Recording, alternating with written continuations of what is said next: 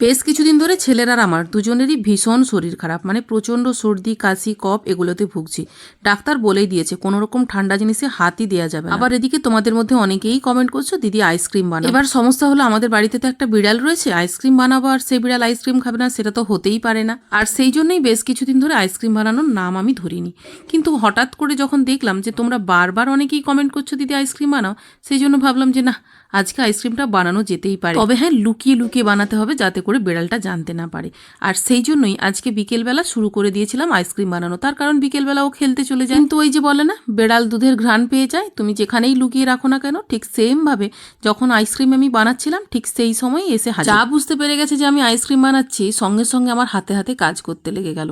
তার কারণ ও তো জানে যে কাজ করে তারপরেই মাকে আইসক্রিমটা চাইতে পারবো, তার আগে পারবো না। তো যাই হোক, আইসক্রিমটা জমাতে দিয়েছিলাম 3 ঘন্টার জন্য।